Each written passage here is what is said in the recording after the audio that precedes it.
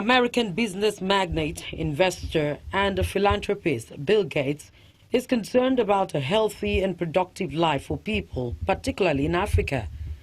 In Nigeria alone, Bill Gates says a whopping $1.6 billion has been committed to the country so far by his foundation.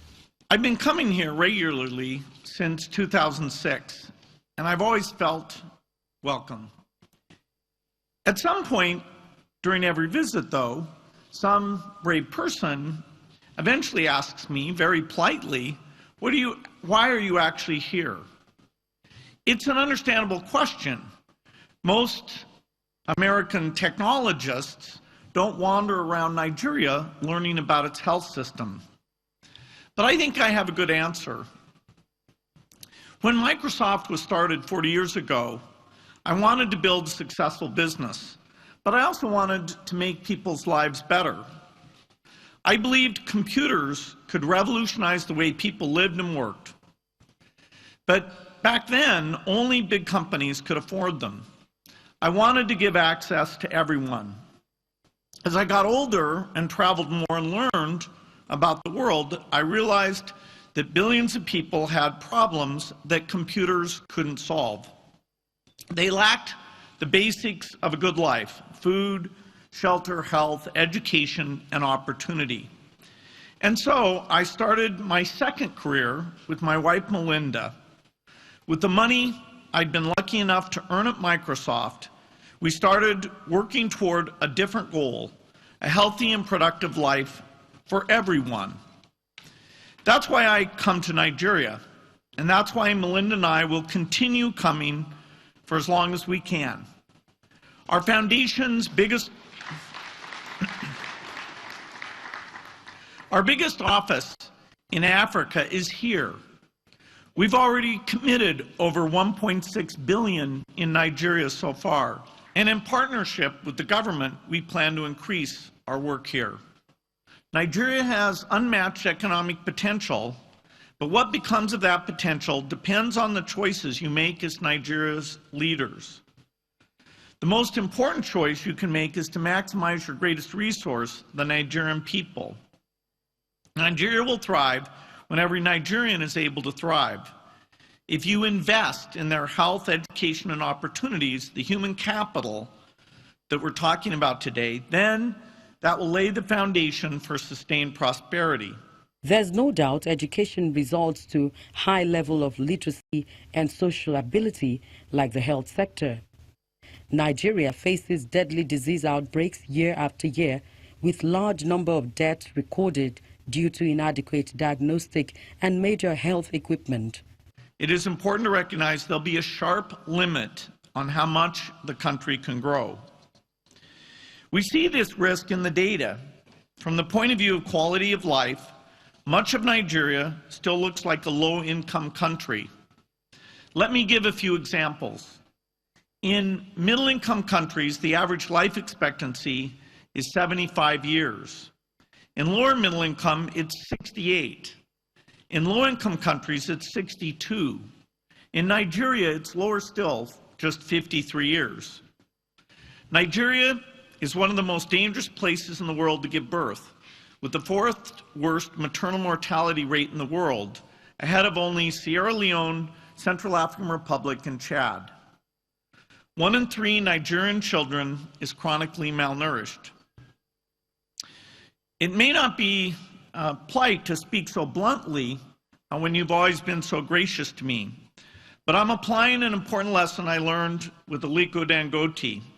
Recently, Aliko and I were having a conversation with governors about their state's official immunization rates. Aliko's way of stressing the importance of accurate data was to tell us, I didn't get successful by pretending to sell bags of cement I didn't have. I took from that while it may be easier to be polite, it's important to face facts so that you can make progress. On immunization, we're already starting down that path. Last year, Nigeria revised its immunization cover numbers downwards to more accurately reflect the truth, and I applaud that. Things may look worse, but they're more real, and it's the first step towards saving and improving more lives. I urge you to apply Bill this speaks about his to all your investments reservation in people. on the economic recovery The growth Nigerian plan government's of the Nigerian economic government to stabilize the economy. He insists the implementation does not reflect the people's needs. The Nigerian government's economic recovery and growth plan identifies investing in our people as one of 3 strategic objectives. But the execution priorities don't fully reflect people's needs. Prioritizing physical capital over human capital with a very limited government budget.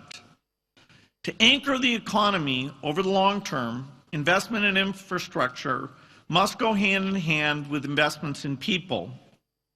People without roads, ports, and factories can't flourish, but roads, ports, and factories without skilled workers to build and manage them can't sustain the economy. By investing in people, I mean prioritizing health and education, the factors included in the model I just showed. It also means opening up opportunities in agriculture and microenterprise sectors, as the government has proposed in the ERGP. It means creating conditions where Nigerians can reach their goals while adding value to the economy.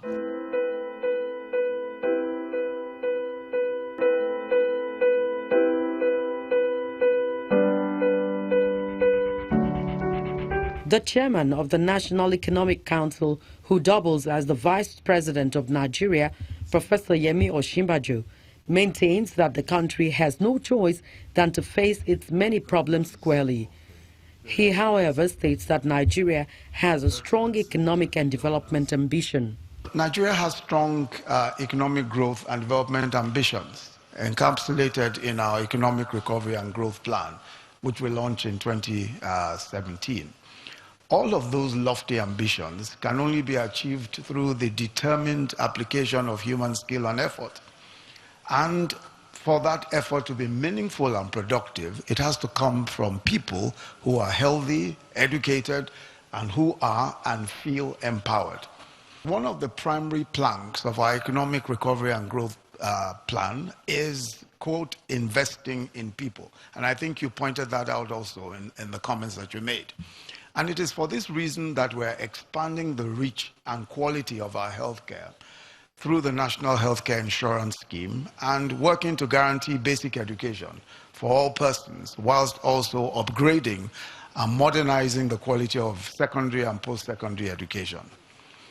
This means that STEM education is critical, science, technology, engineering, and maths, and that technology must lie at the heart of every one of our educational offerings.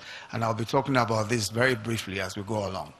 In 2016, we launched a social investment program comprising a job scheme for unemployed graduates, a feeding program for public primary schools, and a microcredit scheme for small businesses, a cash transfer scheme for our poorest and most vulnerable households.